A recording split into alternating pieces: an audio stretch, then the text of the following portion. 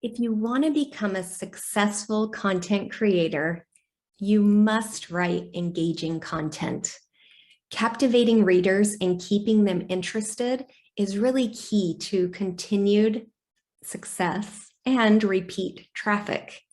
And so sometimes I hear that this sounds really overwhelming. A lot of people hit writer's block consistently. Luckily, writing content, it's much easier than you think it is. It's kind of like riding a bike. Once you've got a system in place, you really never have to fret about it again. And boosting productivity is really an important goal to many e-commerce businesses or online entrepreneurs.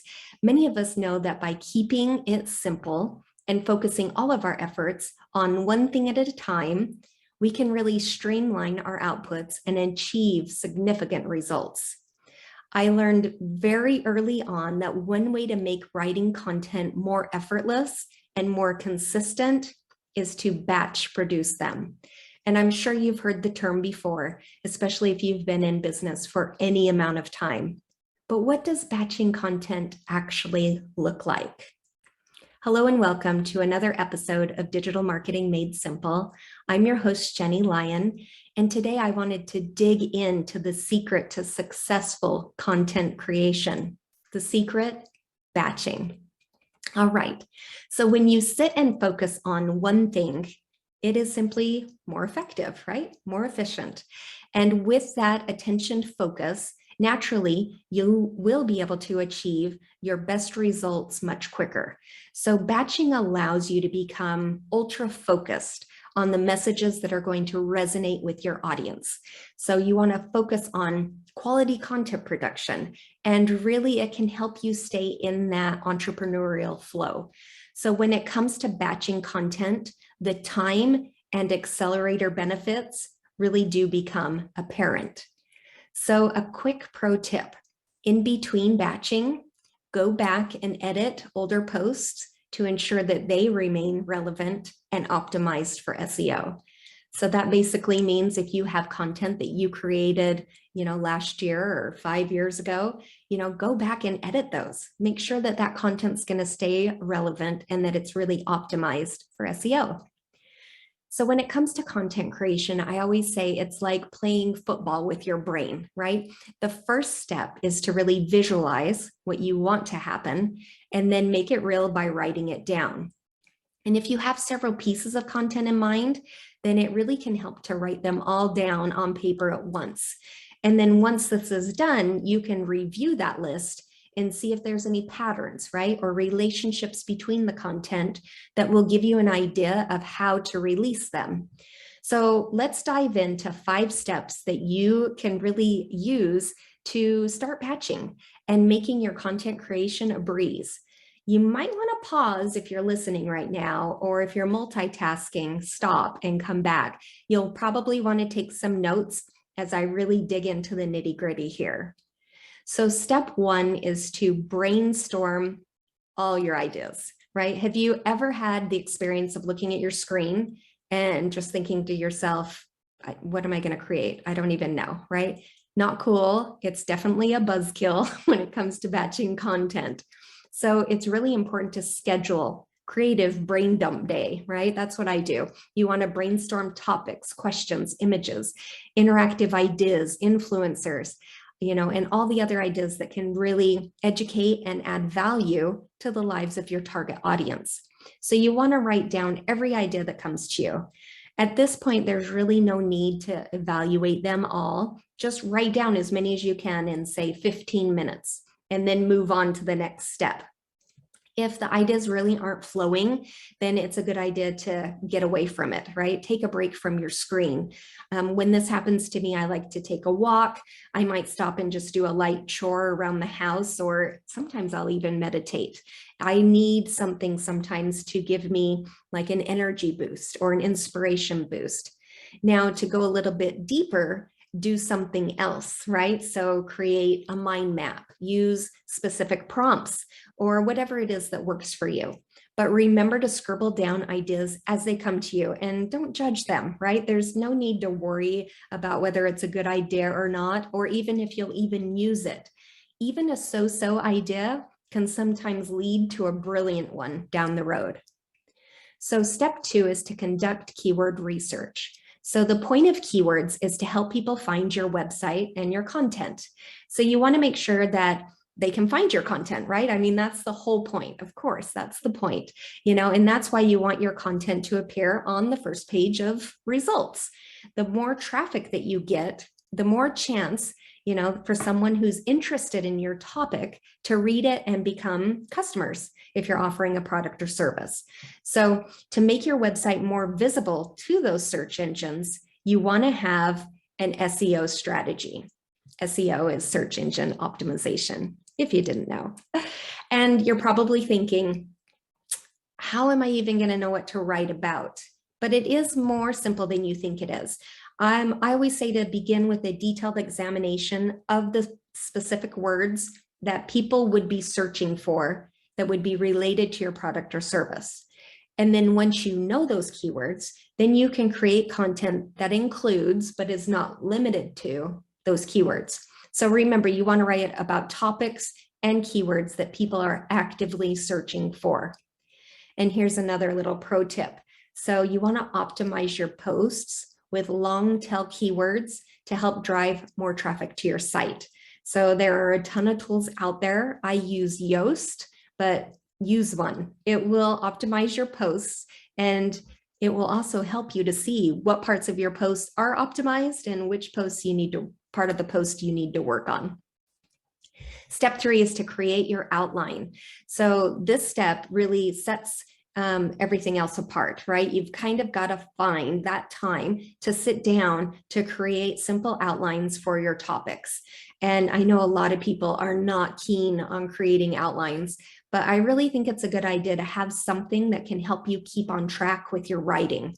And, they're also great if you outsource your content, right? So we have a lot of clients that we do their content writing for them, but they want their voice in it. They want their thoughts. They want a little piece of them in it as well. Of course, we do that, through all of the research that we do when we're creating a core copywriting document for our clients. But it's nice also to have things that are top of mind for them. And it also helps because some of them want to keep, control of their content structure and basic flow while getting, someone else to do all of the hard work of writing it. But this also helps you focus on other major points that you want to make. So after a few sentences on establishing your rough structure, you want to go to the next section and flesh it out in more detail. So I always like to think of 3 to 5 main points that really will convey your message through your content. And then if I'm creating a blog post, those are those main points that I'll turn into H2 headers. So creating content, structures in advance, it really does help, make you feel like you're on top of your writing process, and writing each piece of content so much easier. In addition, you really have a structure that keeps you conscious that there's an endpoint in mind. So just a little note here, I thought I would stop. I actually have a workbook on the website. It's a blog breakdown template that really walks you through step by step how to create an excellent piece of content. So you can always grab that at jennylyon.com/blog breakdown, but it really is a system that will help you to become even more streamlined. Step 4 is to write the content. So eventually you have to write out these well planned out pieces, right? And if you already have long tail keywords that you're including and a really attention grabbing topic and title and an outline, well, then you're really just filling in the details from there. So I like to sit down and really focus in on the intro. Or if I feel like I'm kind of getting stuck and I really can't come up with a snappy opening, then I move on to other portions of the content.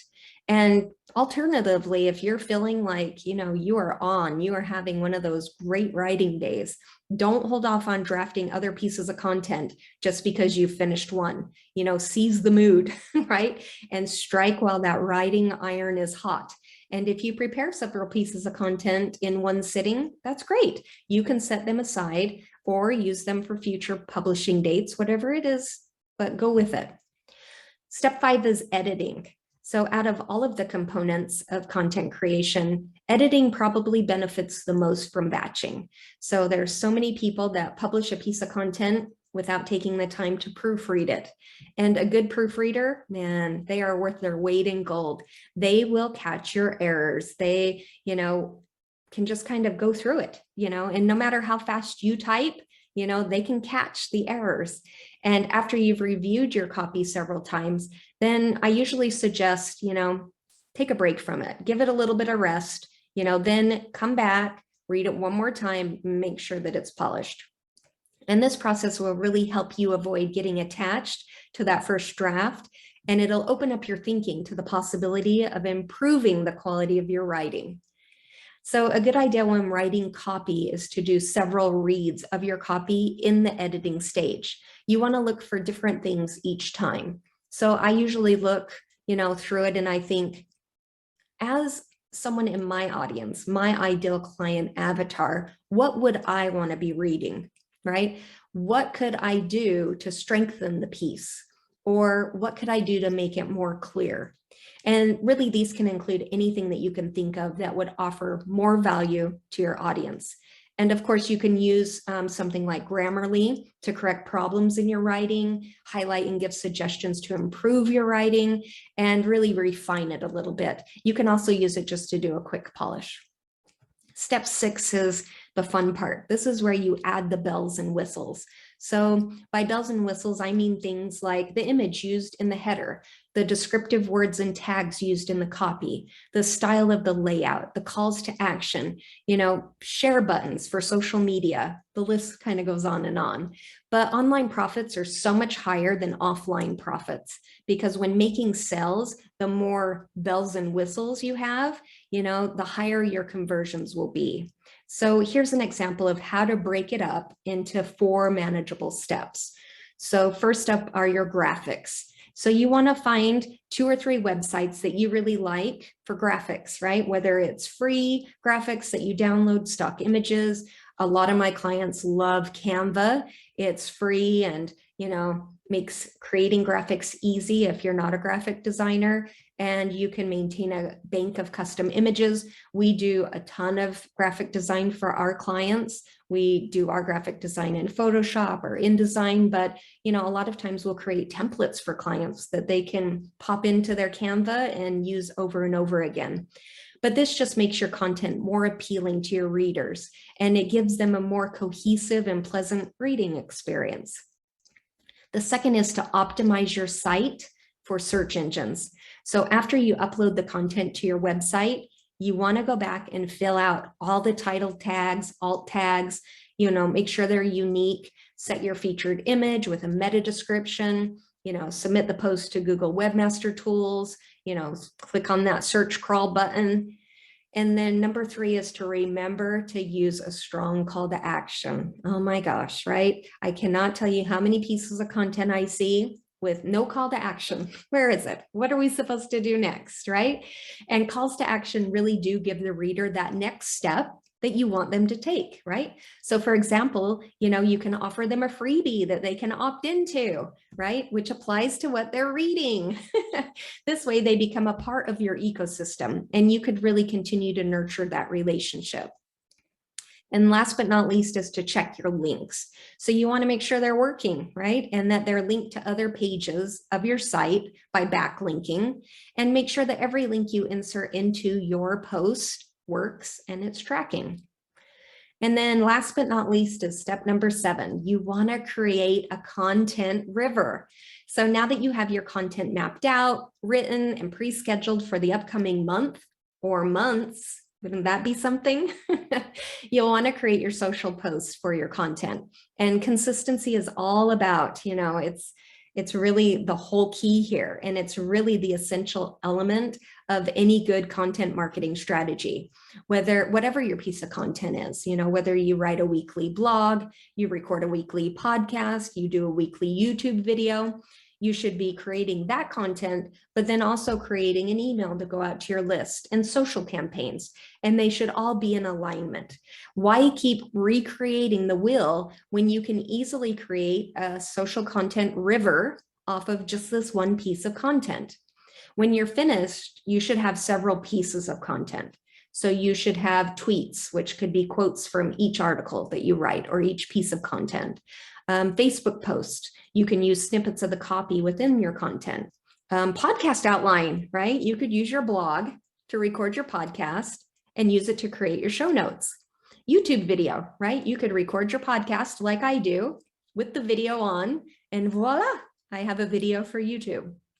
And Instagram stories and posts, you can highlight a quote or some sort of tangible takeaway with a call to action, of course, that leads back to your content.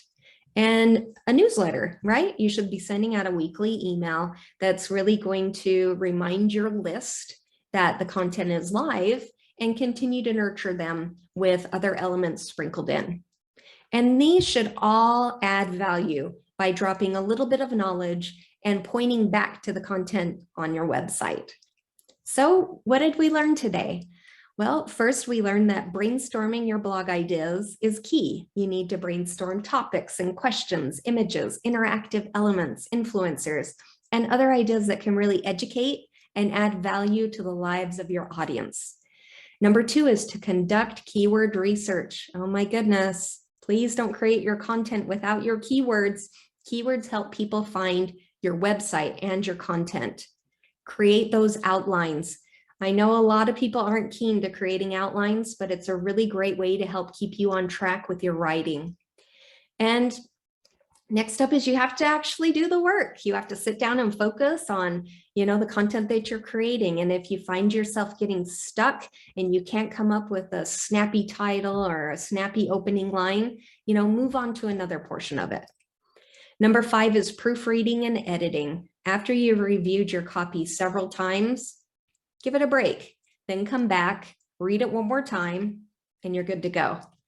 Number 6 is to add those bells and whistles. So remember, those bells and whistles, they're the fun stuff. It's the image used in the header, the descriptive words and tags used in the copy, the style of your layout, your calls to action, your social sharing buttons, all that good stuff. And then last but not least is to create that content river. Your piece of content, whatever that is, blog, podcast, YouTube video, you want to make sure that that goes out weekly along with email, social media campaigns, and all of these things should be in alignment. You don't need to recreate the wheel when you can easily create a social content river, which is one piece of content. So in conclusion, when you batch creating your content, you are getting ahead and increasing your productivity.